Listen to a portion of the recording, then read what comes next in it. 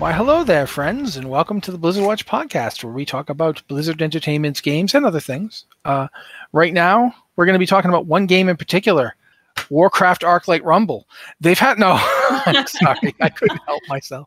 I mean, I wouldn't mind talking about it, but I haven't gotten into the beta or anything. So, no, we're going to talk mostly about Dragonflight. There's going to be some Overwatch 2 stuff to discuss. In fact, I'm tempted to throw that up there first because Liz made the point that it's something of an ongoing story. So, and it also means that I can make Liz talk. But first, with me are my two amazing co-hosts, Joe Perez and Liz. I'm going to make her talk about Overwatch 2, Harper.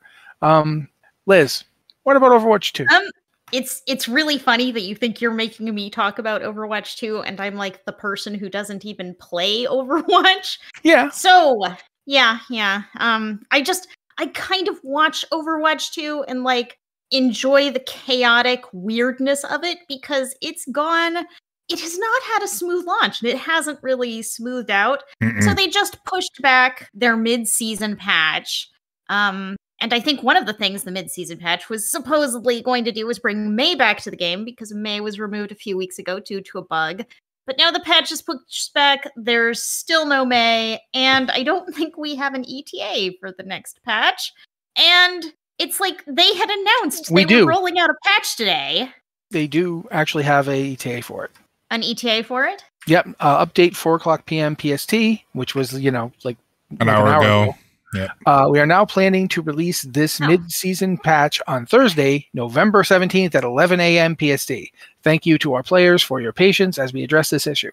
Which, I mean, great on them for getting that update, and telling people, okay, it's going to be on Thursday. But wow. I think if anything, you're underselling how chaotic this launch has been for them. And it's kind of astonishing, really. I think I've been doing what you've been doing in that I have not really been playing it, but I have been watching it pretty intently.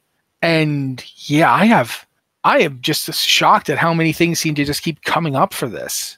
And yeah, the May being gone, all that stuff. It's crazy. Overwatch has had very few days since it launched, since Overwatch 2 launched, where every hero that's in the game has been available because they've kept pulling heroes for bugs. And May hasn't been in the game for several weeks now. She's a big deal character. And Here we are. It seems very strange that it's been this rocky. It does kind of make me feel that they did rush a little to make sure that they got the PP launch out this year. Mm-hmm. It definitely feels that way. I mean, the game is a completely unplayable state for me. Can I air my grievances? Is that okay? Can I share the story? I mean, it's what we do. Yeah. Let me get my 6-foot pole. I tried to install it. I was like, you know what? I've been giving this a lot of flack. I've been really hypercritical about it. I'm going to install the game because I had Overwatch 1. I put so many hours into that with my friends, and I had a blast.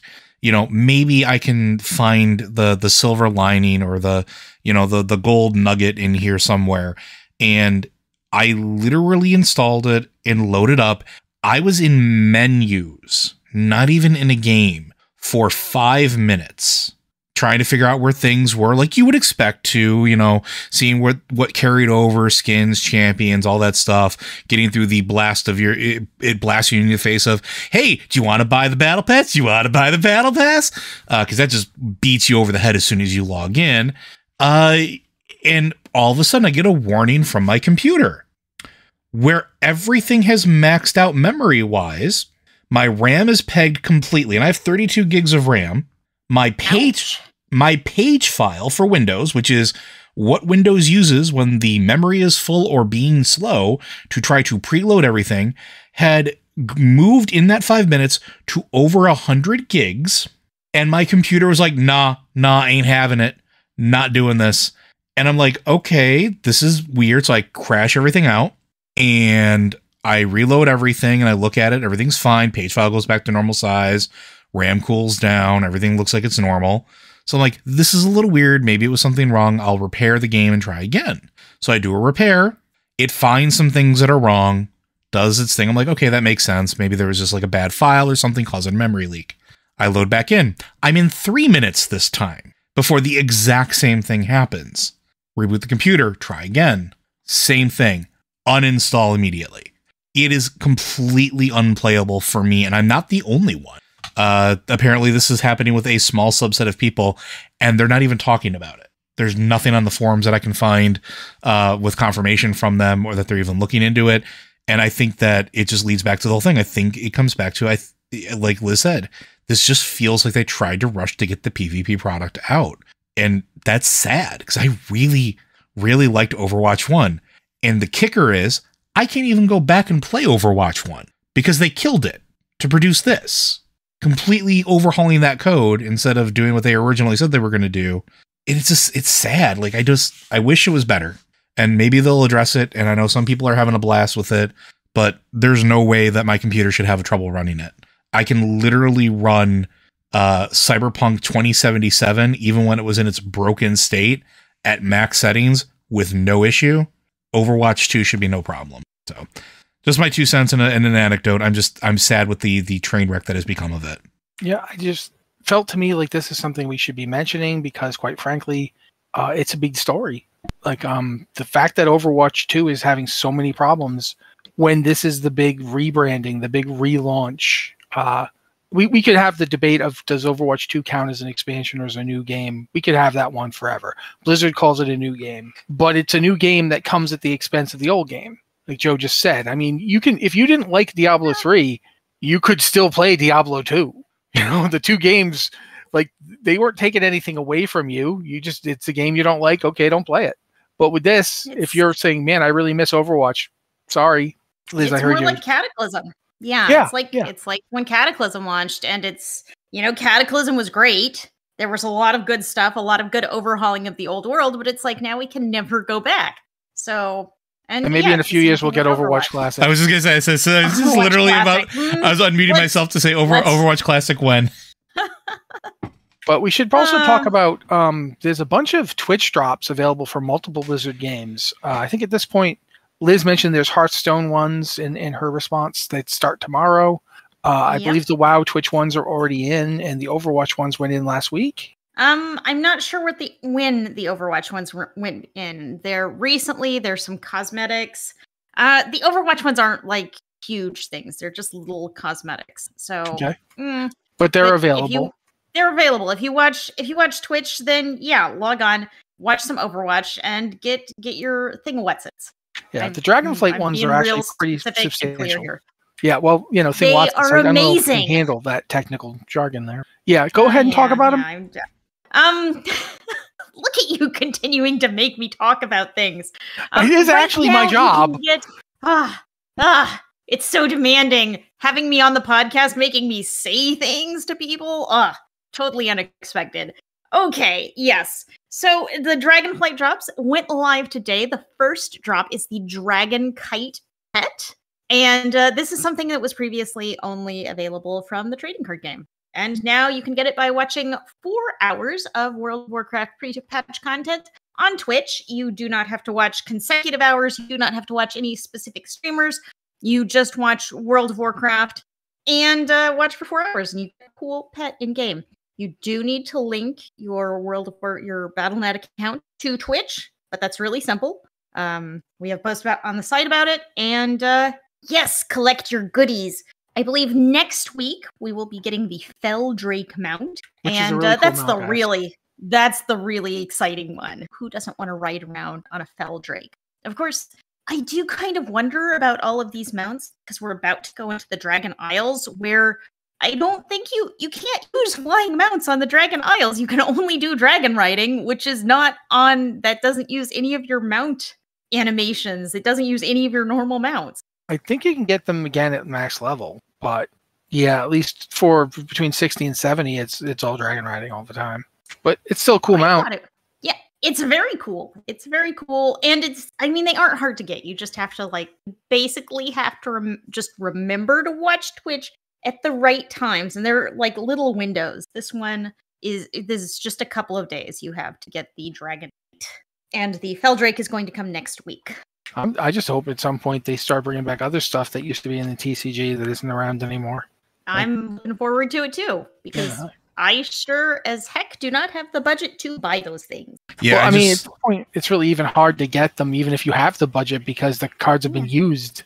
Well, yeah, but it's like, and the rarity on them is just insane. You'll see them on eBay for thousands of dollars. So anyone selling these on eBay for thousands of dollars, they're pretty sad right now. But the rest of us, we get cool stuff. I like getting cool stuff. My favorite. Yep. Joe, were you saying something? I was gonna say, didn't somebody just buy a Spectral Tiger before they announced the drops too, and like they were complaining about it? Like, yeah, probably.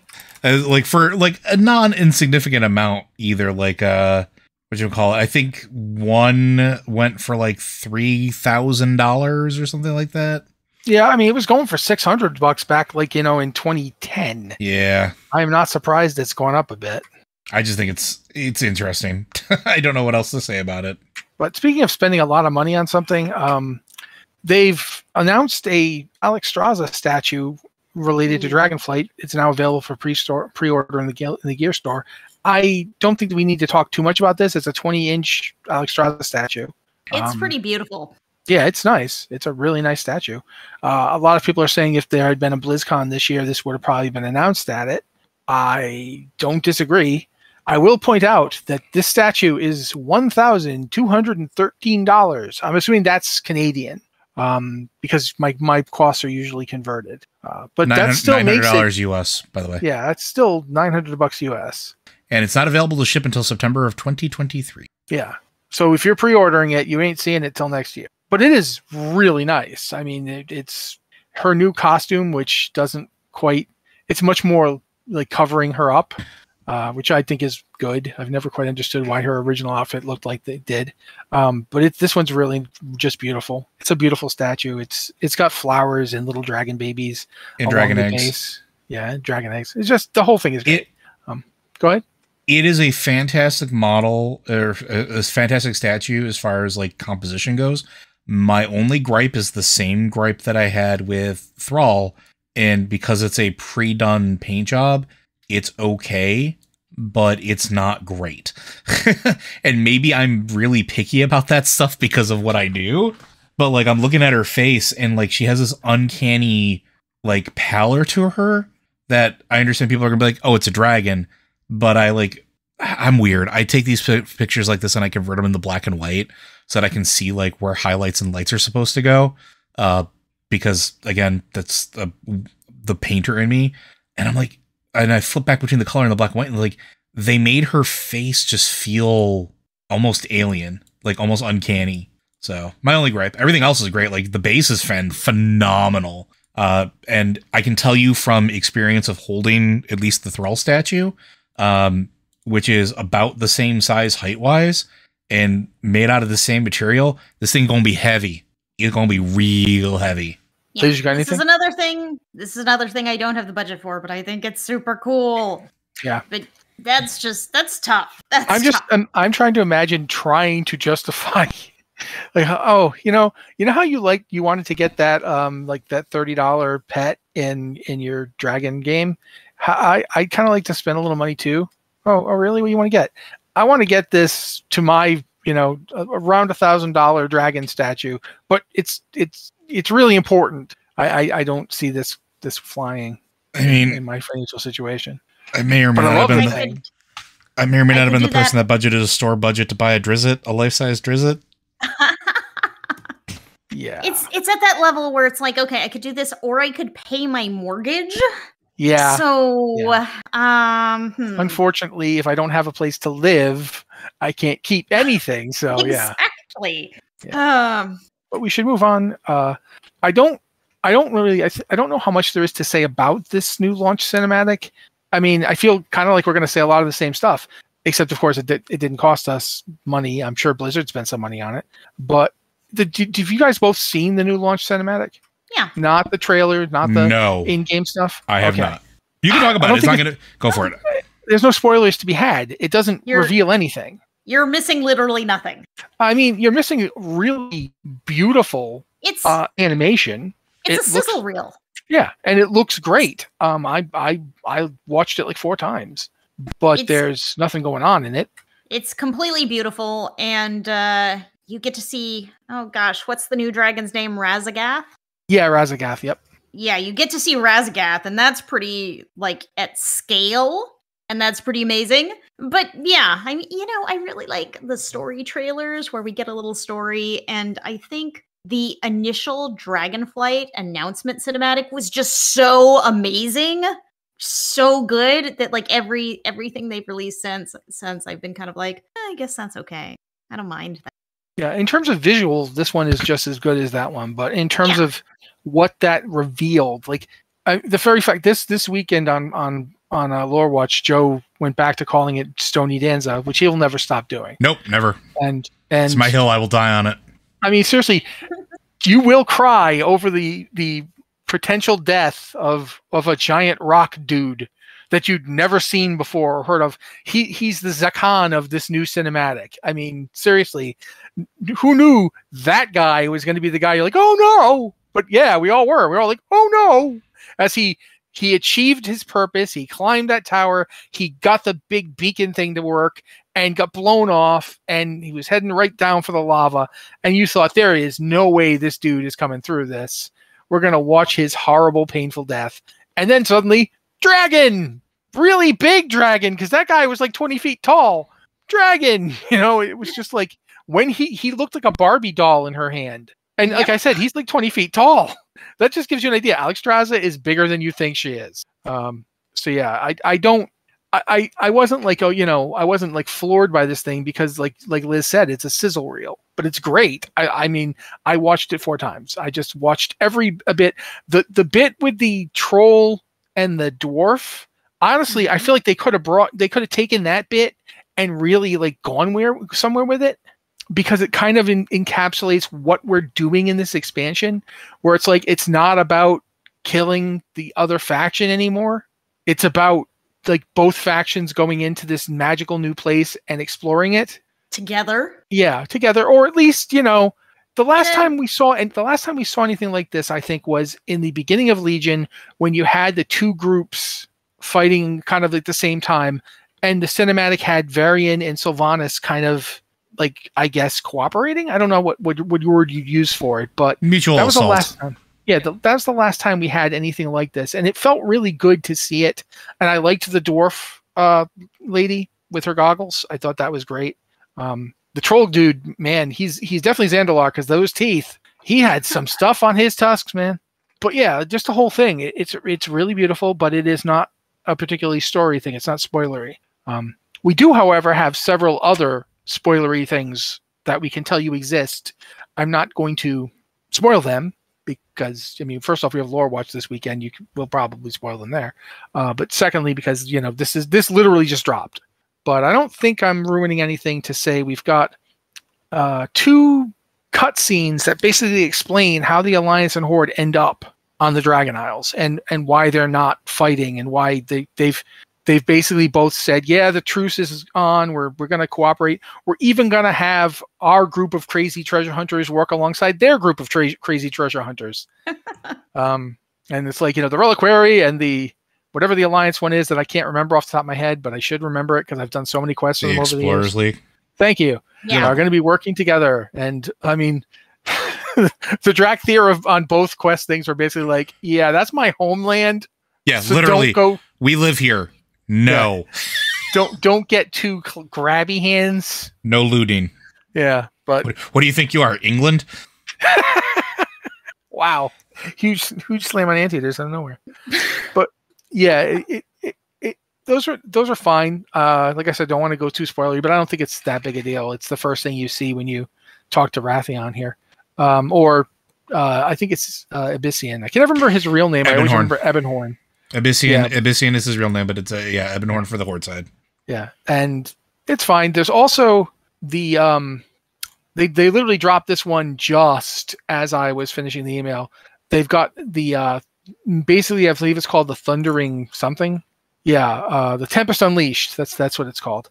That cinematic. It basically explains who the bad guy is, the one that we see in the cinematic Liz just mentioned, and what's going on and why this is happening. But I don't want to spoil it for you. It's in game. You'll probably get to see it not too. It's basically the end of the quest line that Wrathion starts. So yeah, it's good. It's in-game rendering. It's not the complete pre-rendered cinematic type stuff. But we've talked before about how that's good. I liked it. I don't know if either of you watched it. I watched the first cinematic, the intro cinematic, but I haven't watched the. Okay. I don't think I've watched the one. Okay. I would recommend it obviously because we like what the cinematic team does, and this one's really good. But it is pretty spoilery. So I would say if you want to go in unspoiled and see it, I would say do that because you're going to get to see it by the end of the quests that leads up to going to the Dragon Isles. Yeah, that's cool too. But we've talked a lot about that kind of stuff, and now there's plenty of other stuff to talk about, like class tuning. 3 of the tanks and one of the tanks in particular have gotten buffs. Guardian Druids have like a huge buff to their damage. They got like a 50% damage buff to their spell casting, a 60% damage buff to just straight up melee damage. A lot of their abilities have also gotten individual buffs like Maul and so forth. Vengeance Demon Hunters didn't get anything that big, but they did get a notable amount of buffs as well. And so did Blood DKs. Blood DKs actually got some survivability and damage buffs. Monks didn't get anything for their tanks back. Brewmaster got nothing.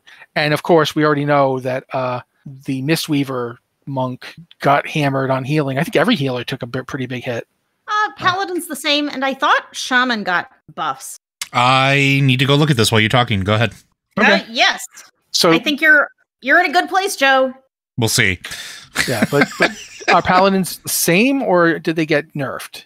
I couldn't tell what you meant by that. I believe they increased the mana cost on one spell, but there are no big changes. Yeah, I would not call this a nerf that's going to really affect it. Yeah, and Paladins didn't see anything tanking-wise either. Like, there were some changes. I think there were some ret changes, but in terms of prot Paladins, practically no changes. Prot Warriors actually got some nerfs, both to damage and to other stuff. I was surprised. I was like, I didn't think Prot Warriors were doing that well.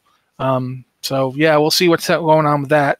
But, yeah, a lot of class changes, changes to talents, changes to abilities, a lot of icon changes because a lot of class trees had double, like the same icon got used twice. They changed all of that. I'm trying to think of anything else in terms of the changes to class stuff that I think is worth mentioning. It's just a bunch of balance changes. They're still doing a balance pass basically, and I wonder if we're going to see even more of this before launch. I don't know. Yeah, like looking at the Blood DK, just as an example here, like Heart Strike damage increased by 15%, Death Strike increased by 8%, Marrow Rend increased by 20%, Blood Boil increased by 15%, Blood Plague increased by 10%. They did nerf versatility for them, but yeah, the rest of this is almost all buffs. Whereas Demon Hunter, same thing. It's interesting. They also did a lot of changes. Like Balance got significant nerfs. Yeah. Both Starfall and Starfire damage got reduced. Starfall by 30%, Starfire by 15%. Are the other tree affinities still a thing? I have not looked at druids in a hot minute. No, they're not. Okay. I mean, you're just basically using the core class tree to pick up little bits and pieces, but they don't have to use to. Basically, it's just, some of the class tree has some stuff that would give you some of the effect of that kind of thing. But yeah, there's a lot. The Restoration got some changes too, but at Restoration, druids don't seem to have been nerfed very much. Like I say, I looked over the Restoration druids or shaman stuff at least. Most of it is again changes around damage. There are 2 healing changes. One is to make Healing Tide Totem a little bit better. Increases heal by 25%, which that's good. And Downpour healing increased by 30%, which is a talent that most shaman never touch. So I'm curious about that. Would you be willing to touch it now? Nope. Okay. It competes with things that are just infinitely better than it. It's another AoE healing spell when you already have more AoE healing spells. So I mean, give it to me. I'll take another AoE healing spell. Listen, I have one AoE healing spell, and I'll take the talent if it gives it to you, Liz. Like 100%. That's the only thing I would see me taking this talent. But everything else is like it's a bug fix, and it looks like it's again fixing damage output for Shaman, which was always a problem for higher end Mythic plus Dungeon, so I have a feeling that they're still trying to find the sweet spot for that. Looking at Mistweaver right now, I'm going to read you guys the changes of Mistweaver here. It looks pretty bad for Mistweavers. Yeah. Essence font healing reduced by 5%. Renewing mist healing reduced by 5%. Enveloping mist healing reduced by 5%. Thunder Focus Tease enveloping mist healing reduced by 5%. Rising mist healing reduced by 5%. Yulon's Whisper healing reduced by 5%. Refreshing Jade Wind healing reduced by 5%. Enveloping Breath healing reduced by 10%. Vivify healing reduced by 5%. Revival healing increased by 15%. Restoral healing increased by 15%, and Uplifted Spirits now heals for 15% of revival or restoration was 10, or Restoral's healing was 10%. So those are all new changes. Those are all the most recent changes. So Mistweaver, I wouldn't say they got hammered, but they definitely got reduced. Yeah, that's a pretty strong across the board cut. Yeah. Looking at there's nothing new as of this patch for Paladins. Nothing new in the current stuff. Priests got a few things, but nothing that's tremendously interesting, I don't think. Some mana cost increases, and Halo and Divine Star no longer count full health targets towards their target cap. That's a good change. Having full health targets count towards the target cap of an AoE heal, that's not good. So nothing huge. You can tell I once actually tried to heal in raids, and I've never gotten over it. I was like, oh God, Resto Shaman, why? Oh, it hurts.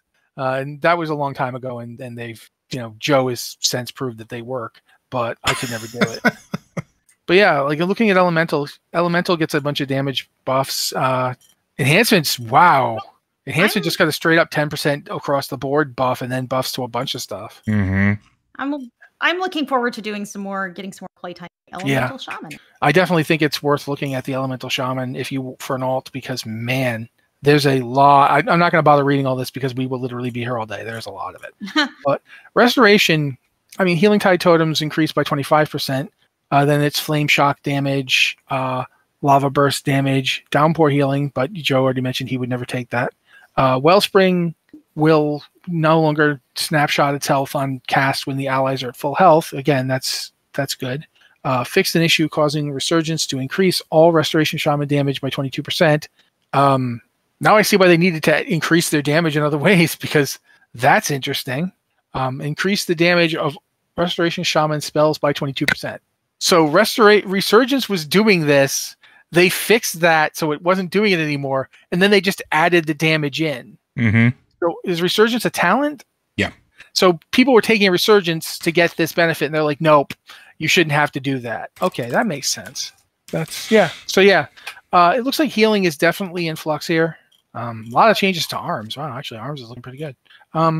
Fury's not bad. So yeah, there's a fair amount of changes to healing. I would think in general, the focuses seem to be on either reducing certain heals, making things even out, or in the case of Shaman, it feels like healing is not the thing they're most worried about. Shaman, like they think Resto Shaman are in a good place, but Joe's idea about doing for Mythic Plus, especially at level 70, does seem to be being borne out by the changes. So yeah, but that's once in a blue moon. I may have a nugget of intelligence in my discourse about Shaman once in a while. Silence right now. I will not have you talk about Joe that way. Joe, that's weird. Be nice to you. Don't talk about my friend like that. Yeah, I don't like that. But yeah, there's a lot of changes there, but we've, don't want to like spend all day talking about each individual one. There's a lot.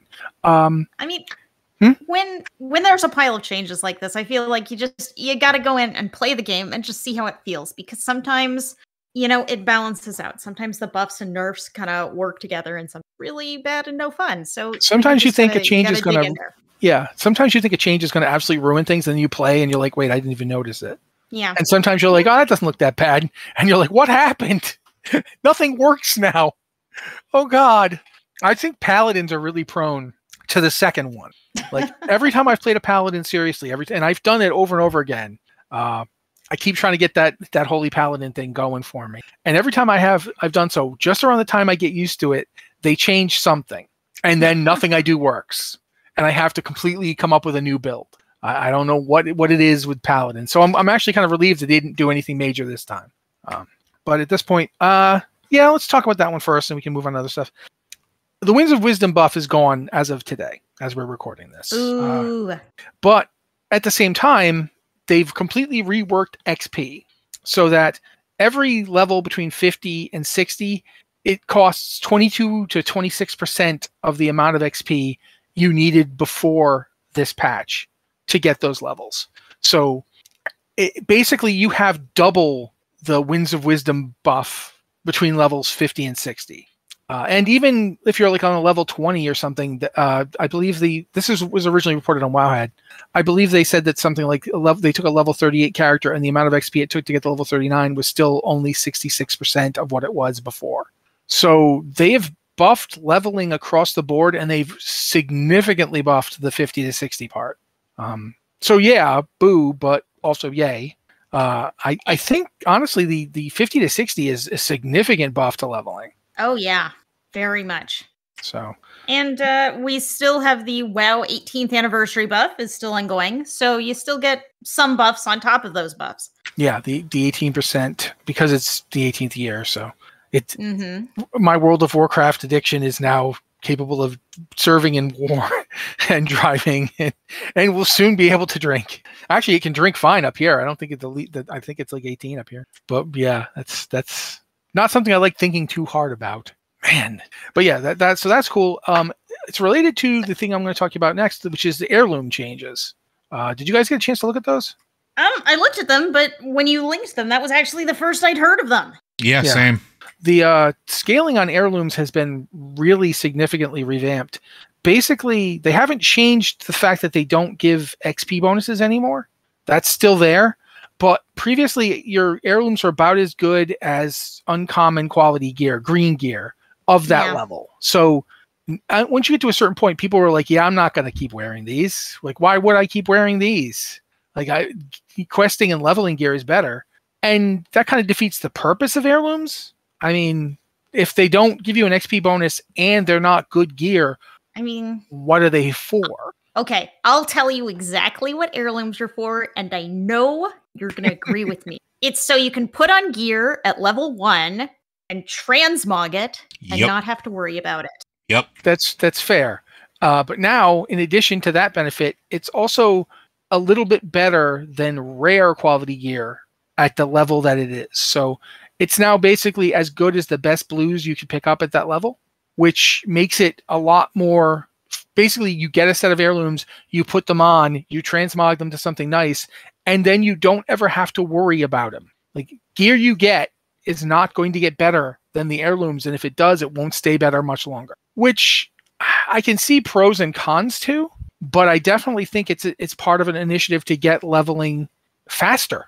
Like, they just want to make leveling faster and more streamlined. Yeah, so you don't... Go ahead. Leveling's not the game anymore. Right, like so, like it's a shift in design philosophy, and you can see it in sort of how things have been progressing over the course of years. Whether it's picking what expansion to level through, or like adjusting the XP between levels and changing what heirlooms do, it all basically boils down to back in the old days, the game was mostly leveling because there wasn't a whole lot of end game content unless you were like a deep raider. Like that's what vanilla was, and that's what like even Burning Crusade was to an extent. And they kept adding stuff and adding stuff and adding stuff. But the truth is, most of the game's design stuff, while leveling is an integral part of, getting there, it's current expansion and then end game of current expansion where most players are going to spend their time.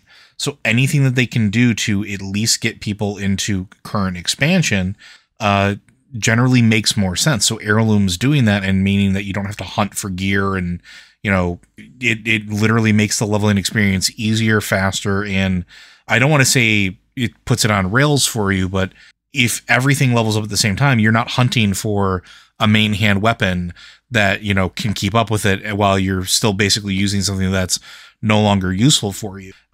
So it just kind of takes the guesswork out of it, like Liz was saying.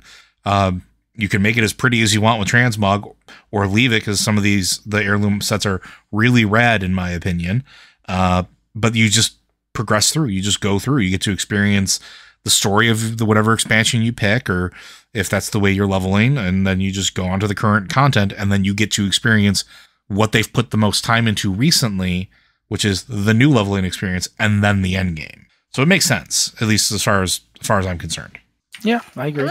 I will say one thing is heirlooms are ungodly expensive. They are so expensive. It takes so much gold to max out a set of heirlooms. And I think that's your real breaking point here. Well, you can do it with time walking badges and stuff, right? I believe so. And you can buy some with Dark Moon Fair tickets, but it's like you really have to go and earn things. You're either spending a ton of gold or you're getting a ton of time walking tokens. There's just a lot. It costs a lot, no matter which way you do it.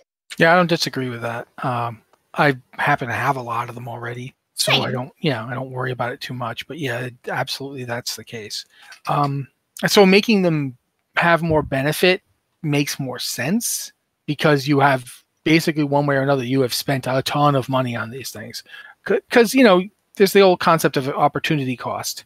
Yeah, you can get them without spending gold. You can do other things to get them. But that time spent farming up tokens at the Dark Moon Fair or doing time walking dungeons to get time walking badges is time you are not doing other things. And it's still a cost. It's just not, it doesn't easily map out into a gold cost, but it is definitely a time cost. So I think that covers that, though, pretty well. We should start moving about... Oh, go ahead. I do want to jump in. While we've been doing this podcast, I've been sitting here working on leveling a warrior, and since we started the podcast, I have gained 3 levels. I have no rested experience. I'm just killing things and doing quests. So you're level 54 now? I'm 53. I started at level 50. Okay, wow. That is amazing. Yeah. You said on the pre-show, you said you were level 51. So you've jumped 2 levels since you said that. Yes. So you had a level before you said it, you leveled up once. Then you said it, and now in the, I'd say it's 35 it's been like an minutes? hour. Yeah. Yeah. 1 hour and 8 minutes. Oh, yeah. Dang, that's amazing. I'm super excited. When I logged in at the start of the podcast, I was level 50. I'm definitely considering getting my other characters going. If you want to get any more characters leveled before Dragonflight, this is the time. Go for it. So, yeah. We should probably talk, since we're talking about that, we should probably talk about the Primal Storms event, because that's the thing, that's the major pre-patch thing that we're seeing with this pre-patch, this phase of it. They call it phase 2, I think. Phase 2. Yeah. That's generally what they call things. Basically, it's not unfamiliar. If you have done this kind of thing in previous, it reminds me a bit of the Cataclysm one, actually. But it's also, if you did the ones in Legion, you will recognize the basic formula here. You get a quest and you go to one of 4 zones. I know we have a list of what the zones are, but I don't remember them off the top of my head. Can you guys talk about this while I look them up? It's Northern Barrens, Tristfall Glades, Badlands, and Ungaro Crater. So one of those 4 zones will be under attack, and I don't know if they're going to accelerate that at some point. But as Joe pointed out, when the boss gets killed, there's a 30-minute timer, and then he respawns, or she respawns, or they respawn. What's interesting here is that instead of running around to do a bunch of world quests to get things to unlock, basically when the boss spawns, they put out an aura of elemental power that infuses the various mobs in the area, turning them into things that you would actually challenge a level 60 character. You then have to go around killing them. When 100 of them have been killed, the field protecting the boss, which is the mechanic that keeps you from just attacking it, goes away, and then everybody's like, go find the boss and kill it. And then, rinse and repeat every 30 minutes or so. The reason to do this is because, I think you can level doing it. I haven't tried yet, but I've been told that you can level doing it, so that might be reason 1. Reason 2 is that at level 60, the main boss drops something called Primeval Essence, and so do the mobs that you're killing with the imbued thing to unlock him. Each mob drops between 3 and 5. If you manage to tag, say, 10 or 15 of them, that's like between 30 and 50 primordial essence. The main boss, I believe, drops between 15 and 20. So you could one of these Primal Storm events can get you enough of primal essence to go to the quartermaster in your major city, Orgrimmar or Stormwind, and the quartermaster there will sell you basically item level 252 gear, which I want to say is basically the same as normal Sepulchre, the first ones. I might be off on that. I think that's accurate. Yeah. But so that's a decent catch-up. It's not the only catch-up available, but it is pretty decent. It's probably your best bet time for improvement-wise. It won't allow you to get trinkets. There's no trinkets available, but everything else, including weapons, there's one-handed and two-handed weapons, can be got. I believe it's 25 primeval essence for the first 3 or 4 of them. I wrote this today. My God. The belts. Yeah, but today is... I got you covered. Bracers, belt, cloak, rings, necklace, and one-handed weapons are 25 each. Boots, gloves, and shoulders are 35 each. Helm, chest, pants, trinkets, and two-handed weapons are 45 each. And so there are trinkets. There are trinkets. And it is a unique transmog, which is the most important part. Yeah, I gotta agree. It is this important part. Although I don't understand what they're doing with the mail set, because it looks like it's got a duckbill. I guess this expansion is all. Woohoo! This expansion is just going to be all about ducks, I guess. So I am the terror that flaps in the night. I am the vengeance of the 100 Dragonflights. And there's toys too, toys and battle pets that you can buy with it as well. Yeah, but I mean, you know, I will note one important thing if you're trying to gear up alts is that the primeval essence tokens, the currency, is bind on account. So you don't have to. You can just run stuff with your main and send it off to any alts. Yeah, which is pretty cool. But in addition to that, and that's pretty cool in and of itself, it's not the only way you can gear up, and you could actually start the second way before you hit 60, and you'll get stuff as well. The item level for it is 250, and it's the Uldamon Legacy of Tyr dungeon, which you can start running at level 58. It's 250 is a little bit worse, but it's 2 item level. I'm not saying that this is the most efficient way to go, because this is boss drops from Legacy of Tyr. You might get nothing. I mean, it's quite possible to run a dungeon and get nothing. But if you do get something while running Uldamon, you will get an item level 250, which is pretty good. Plus, there's a quest that Wrathion gives you to go to Uldamon when you get into the area that rewards I think it's a 278 weapon. Might be 272. Yeah. Because I'm seeing different things from my own article. Thanks, Matt.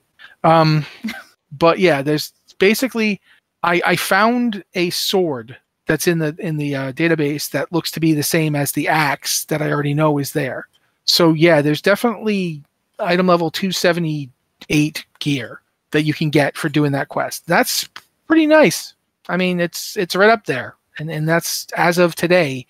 You can do that quest with one single Uldamon clear. You never have to go back, and you'll get probably a really solid weapon that'll last you quite a while if you don't already have some raid gear that's better, which you might.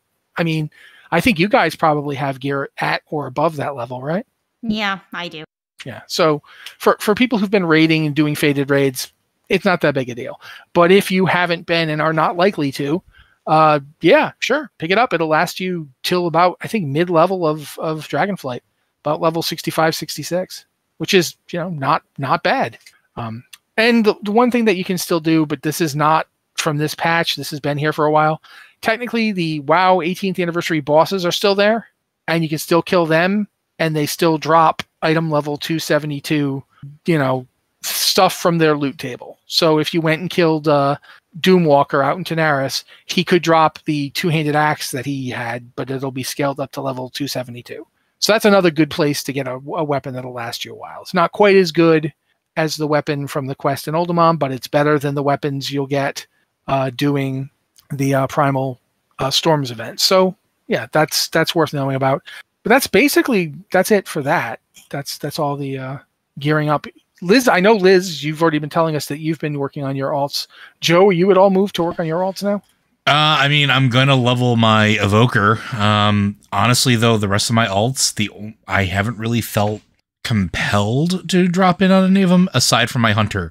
I was hoping, we have one more shot, I think, potentially, at getting me a bow before we're done. But yeah, I really haven't been playing a whole lot of the alts. But I am having a ton of fun with my hunters still. So like it's still a thing. Cool. All right. I suppose one thing about the patch we haven't gone into is that you can now roll a Dracthyr. Yes. Yes. And you can use, now you're talking. You can use so you all go. these. No, you can use all these leveling buffs, and you can use all the gearing buffs to get your Dracthyr up to speed. Yeah, Dracthyr are a little weird in terms of the gear they use, but yeah, you absolutely can, and I would argue should. No, yeah. Do you get to level 60? You probably, with them changing the leveling, you probably get to level 60 during the Dracthyr starting experience. Within minutes, I'm sure. Yeah. So, I mean, I also, quite frankly, I'm not doing it because I'm positive that the Dracthyr starting zone is going to be a zoo, just crammed full of people. I mean, the instancing, I think, will make it a little bit more bearable. But I think if you haven't done it already, because I did it on the PTR on the beta quite a bit, do it because it's really well done. It is, as is almost always the case when Blizzard puts in a new leveling thing like this, they're almost always really good. This one is really good. A lot of it is really interesting. A lot of it will also explain the story a bit more without being necessary. I don't feel like you have to do the Dracthyr to get it, but it helps. If you like the story, yeah, I would recommend it. But yeah, so yeah, you can do that. Absolutely. You can play a Dracthyr. We've talked about the various changes to talents and so forth. We mentioned briefly that Uldaman Legacy of Tyr is live now, so we should probably say, yes. That's true. It's kind of interesting. It's sort of like what they did with Scarlet Monastery, but it doesn't replace the old Uldaman. Like, that's still there. You can still queue it. You can still run it. So I think it's better, quite frankly. I like when they don't get rid of something, but just add something. I have strong feelings about this, and this is something that Blizzard should do more often whenever they introduce something new. Don't get rid of anything old. Yeah, I definitely feel like, when they did the Karazhan dungeons, that I liked that they basically just took an old door and made it the new entrance. Yeah, which I thought was great. I mean, I was a little mad that they got rid of my cheat door. That was the door we used to cheat through. We used to basically just have a couple of rogues go up there and open it. Yeah. From the inside, and then we would just skip half the raid. But I got why they did it, and still now both Karazhan and the Return to Karazhan exist at the same time. I wish they'd done that in Warlords of Draenor when they changed Blackrock Spire. They basically got rid of Upper Blackrock Spire and put in a whole new one. I wish they hadn't done that because I liked Upper Blackrock Spire and I don't like the new Upper Blackrock Spire. Same. So, but there's that. I really miss the old Skolamans. Yeah. Honestly, it's gone forever. Yeah, and it's not that it's bad that they tried to make it go faster, because I understand why they did that. But yeah. I remember running Skolamance and getting to that room with all the mobs in that weird arrangement was just that's where you learned how to tank, because it was going to go bad. You look around, you're like, oh, this is going to go bad. If people won't let you corner pull this, it's going to be a nightmare. I remember setting up pulls I had to have a hunter setting up a trap. I had to have everybody go around the corner so I could shoot one guy and then run. And it's stuff you don't really do as much anymore. And I get why, but it's still something I really do miss. And for that matter, I miss original horrible Sunken Temple. Yeah, actually I do too. Okay. I don't miss that one. It hasn't been long enough for me to have started being nostalgic about that. I don't say I'm nostalgic about it. I just want to be able to put people through it. I mean, I had to go through it. Fair. But a lot of that stuff I wish I'm glad that Uldaman didn't take out Uldaman. Because Uldaman, I would never say it was the best dungeon or my favorite dungeon, but it had a lot of cool stuff to it. The references were interesting, the lore was interesting. And in general, I would be sad if it wasn't there anymore. I'd be sad if Iron Eye was gone forever and you never got to go into the map room. Indiana Jones reference or not, it was cool. It was a really cool moment, especially when the first time you got it to happen. Yeah, and I remember being just awed at him. I remember sitting there, just my jaw dropped, going, "Oh!" So. Yeah, absolutely. I would totally agree with you there. My God, have we actually talked about everything and still have 5 minutes left? Wow, I don't know. Did we? Have we covered all of the news this week? It feels like it feels like so much has been going on. Yeah, it does. Absolutely. So much. It has been though, right? Really, like if you think about it, it's the time before an expansion. It's always busy. Yeah. And there's been a ton of stuff going on. This actually does have a pre-release event going on. It's, I think, well worth it. Well worth it. It's got a lot of time investment in it, so there is tons to talk about. And yeah, it's good stuff. But yeah, I think we have actually done this. So just so you know, my alt has now hit 54. Yeah, jeez. My point stands. So yeah. But I think at this point, therefore, we're going to do this one question that we got. Yeah. If you have a question for the show, you can either send it to us at podcast@blizzardwatch.com, the subject line podcast or Blizzard Watch, so we know it's for the show, or you can hit us up on our Discord server. We've got 2 channels for that. Patreon supporters get the Patreon Patreon Quest and Podcasts, or Patreon Q and Podcast Questions channel. Yes, thank you. He did it this weekend, so he remembers. Or there's just the Q and Podcast Questions channel for non-patrons. Both, we look in both. We've got one question this week, which I partially because we didn't get that many questions, and partially because I figured we'd do most of the show on this. Yeah. So I'm going to read this one myself, and then I'll let you guys talk about it. It's from Roxy, the Goblin Shaman. Apparently, she's my favorite Goblin Shaman. I'm sorry, any other Goblin Shamans I may know, you're out. To be fair, Roxy is my favorite Goblin Shaman besides myself. Greetings, Watchers. It is I, Roxy, your favorite Goblin Shaman friend. I have a question concerning a feature in Shadowlands I don't think is getting enough attention in people's postmortems. While I overall enjoyed the expansion, one feature I think was a complete disaster is the Kyrian Sanctum feature, the Path of Ascension. Vehicle combat has never been a strength of WoW, and the Path of Ascension is a buggy mess from day one. Several of the achievements and fights almost seem to require bugging out to complete them.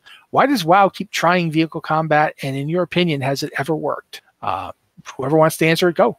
Vehicle combat is not as bad as everybody seems to remember it is, and if you think about it in the context of when it started, it was pretty dang revolutionary at the time. You didn't really have vehicle combat in almost any MMO. If you wanted vehicle combat, you needed to go play Halo and hop in a Warthog and hope that the person driving the Warthog knew what they were doing and weren't just going to run themselves over a cliff, like I would do every time somebody jumped in the back of the Warthog. But it was a unique experience because you actually got to do something that players had been asking for since day one. It's, I'm on my horse. Why can't I swing my sword at this thing on the ground like I can't, like they could in real life? Like mounted combat's a thing. So we had like Ulduar, whether you loved or hated that fight, doing the first fight as a vehicle fight was pretty rad. It was revolutionary at the time. Doing the last fight or the last phase, like going into fight Malagos and being on the back of a Drake. That was really wild. Even after doing it in a dungeon and learning the mechanics of it there, like it was just wild. Is it always done well? No, it is clunky and has its problems and things like that. But I think it's a very uniquely WoW experience that they've cultivated where if it was super smooth, it wouldn't be a WoW vehicle thing, which I mean, I'm not saying that as a negativism. It's part of the charm. It's part of the charm of it being its own sub game, essentially. You know, Liz talks, we've talked about this before where like Hearthstone is 12 games in a trench coat. WoW's sort of like that too. WoW's done all this experimentation. Do you remember the farm simulator? Because I remember the farm simulator. It's got the battle table. It's got auto chess. It's got elements from all these different games that it took inspiration from, and all these different things that it tried to incorporate into it. I honestly think that, you know, vehicle combat is probably the least egregious addition that they've added to the game ever. So it's not everybody's cup of tea, but it's definitely my cup of tea. And if I had to pick one vehicle fight that I thought was probably the best done, it is going to be Flame Leviathan with Ulduar and the entire lead up therein. Liz? So I have a question. Have you tried to do the Path of Ascension, Joe? Not yet. Well, you shouldn't because it's terrible. It's terrible. I have nothing good to say about it. Will it crash my computer like Overwatch 2? Okay, it will not crash your computer like Overwatch 2. Sorry. But it might. You don't know. it's unlikely. It's unlikely. If you can play the rest of WoW, you can play this. But it basically sends you into a series of scripted fights that you have to use your vehicle abilities in a very, very specific pattern. And and right now, they buffed health with the first pre-patch, and I don't think they're even possible to complete anymore. And even before now, there were a lot of them that were buggy and difficult to complete, and they've nerfed them over the course of the expansion, but these are still really difficult, really buggy, and they require you to sometimes they require you to use bugs to finish the fights. They're frustrating. They are not fun. And this is an entire Covenant side system. It is the worst Covenant side system. I have a whole armor set locked behind on this, and it's like, why do you do this to me, Blizzard? This is terrible. And I don't think I'm ever going to get the armor set, because in the pre-patch they buffed health on all of the things, and they were already hard to kill, and it's just, I'm never going to get this armor set. And it's really sad that they built this whole huge, expansive vehicle combat system specifically for Kyrian, and it's real rough. It's still real rough. We've been in Shadowlands for 2 years, and this system it's rough. I don't know why this has to be a thing. And I think one thing is vehicle combat is fun. It's like different. It gives you a chance to go out and do something different. But this is a really, really long series of many, many fights where you choose one of several of your companions, are essentially the vehicle in this. You're playing as one of your companions, and you're doing this long series of fights at several different difficulties, and it's a really long, painful grind. And vehicle combat is most fun when it's a little excursion. It's a little something different from the rest of the game. And this is the whole game. It's painful. For me, I would say that my tolerance level is the Naga Battle Maiden from Cataclysm in terms of vehicle fights, because that's just enough of it for me to feel like I've done something without so much of it that I feel like I'm doing nothing. I'm not playing the game that I originally was playing. I'm playing a game where I'm this unwieldy vehicle forever. I don't want that experience. I think the Ulduar one was fine. I actually kind of prefer the Malagos one, to be honest, because there's a lot of healing involved in it, and I was not playing a healer, so it was a shake-up. I enjoyed that about it. Yeah, I think I'm kind of in between you guys on this. I did the Path of Ascension really briefly before I noped out of the Kyrian on the character that I was doing the Kyrian on. It wasn't a fan. I was not a fan of the Path of Ascension. So yeah. Anything else about this one before we move on to basically saying goodbye to everybody? Oh, I was reminded that by my partner that WoW did also incorporate Plants vs Zombies at one point, and we should not forget that. It's true. We did. Heck, it even had Bejeweled in there at one point. It still is. Yeah, it was Battle for Azeroth. Yeah. Yeah. So yeah, I didn't like the drawing game though, man. Whew. That wasn't fun for me. But yeah, I guess we're gonna be saying goodbye. So. Joe's got a little spiel to do. I do. Blizzard Watch is made possible due to the generous contributions at patreon.com/BlizzardWatch. Your continued support means this podcast site and community is able to thrive and grow. Blizzard Watch supporters enjoy exclusive benefits like early access to the podcast, better chance at having your question answered on our podcast or the queue, and an ads-free site experience. Thank you, Joe. If you've got a question for the show, please remember to send it to podcast@blizzardwatch.com with a subject line podcast to Blizzard Watch so we know it's for this show. Or again, you can use our Discord. We've got 2 channels there, the Patreon Q and Podcast Questions channel and the Q and Podcast Questions channel for non-patrons. Both are appreciated. For myself, and of course, I want to say thank you to my co-hosts, Joe and Liz, who make this show much better than it would be if it was just me in my office rambling for an hour. Plus, I get to stop and take drinks every time I make one of them talk, which is just ideal. I keep myself nice and hydrated on this flavorful water. This has been the Blizzard Watch Podcast. Thank you guys so much for being here with us, and we'll be back next week.